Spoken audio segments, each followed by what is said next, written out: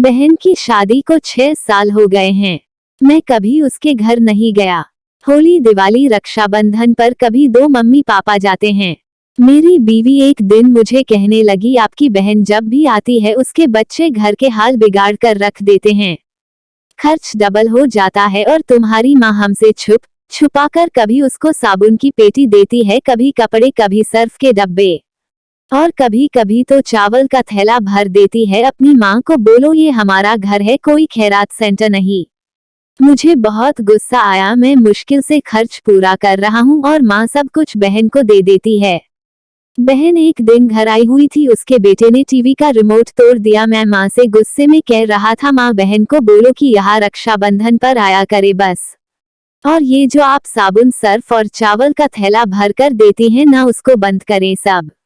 माँ चुप रही, लेकिन बहन ने मेरी सारी बातें सुन ली थी। बहन कुछ ना बोली। 4 बज रहे थे, अपने बच्चों को तैयार किया और कहने लगी, भाई मुझे बस स्टॉप तक छोड़ आओ। मैंने झूठे मुंह कहा रह लेती कुछ दिन और, लेकिन वह मुस्कुराई नहीं। भाई बच्चों की छुट्टियां खत्म होने वाली है।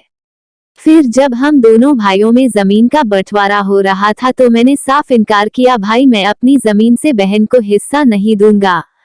बहन सामने बैठी थी, वो खामोश थी, कुछ ना बोली। माँ ने कहा, बेटी का भी हक होता है, लेकिन मैंने गाली देकर कहा, कुछ भी हो जाए मैं बहन को हिस्सा नहीं दूंगा। मेरी बीवी भी बहन को बुरा भला कहने लगी। वह बेचारी खामोश रही। बड़ा भाई अलग हो गया कुछ वक्त बाद। मेरे बड़े बेटे को टीवी हो गई। मेरे पास उसके इलाज करवाने के पैसे नहीं थे। मैं बहुत परेशान था। 1 लाख रुपया कर्ज भी ले लिया था। मैं बहुत परेशान था, कमरे में अकेला बैठा अपने हालात पर रो रहा था। उस वक्त वही बहन घर आ गई। मैंने गुस्से से बोला, अब ये आ गई है मनहूस। मैंने बीवी को कहा, कुछ तैयार करो बहन के लिए, तो बीवी मेरी पास आ गई, कोई जरूरत नहीं कुछ भी पकाने की इसके लिए। फिर 1 घंटे बाद वह मेरे पास आई, भाई परेशान हो? बहन ने मेरे सर पर हाथ फेरा, बड़ी बहन हूँ तुम्हारी, अब देखो मुझसे भी बड़े लगते हो। फिर मेरे करीब हुई, अपने पर्स से सोने की कंगन निकाले, मेरे हाथ में रखे और आहिस्ता से बोली, पागल तू ऐसे ही परेशान होता है, ये कंगन बेचकर अपना खर्चा कर बेटे का इलाज करवा। शक्ल तो देख जरा, क्या हालत बना रखी तुमने। मैं खामोश था, बहन की तरफ देखे जा रहा था। वह आहिस्ता से बोली, किसी को ना बताना कि कंगन के बारे में, तुमको मेरी कसम है। मेरे माथे पे बोसा किया और 1000 रुपये मुझे दिया, जो 100-50 के नोट थे, शायद उसकी जमा पूंजी थी। मेरी जेब में डालकर बोली, बच्चों को कुछ खाने के लिए ला देना, परेशान ना हुआ कर।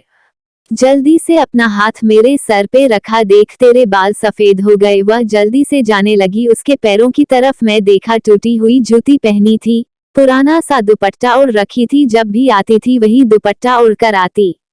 हम भाई कितने मतलब परस्त होते हैं, बहनों को पल भर में बेगाना कर देते हैं और बहनें भाइयों का जरा सा दुख बर्दाश्त नहीं कर सकती। वह हाथ में कंगन पकड़े जोर जोर से रो रहा था, उसके साथ मेरी आंखें भी नम थी।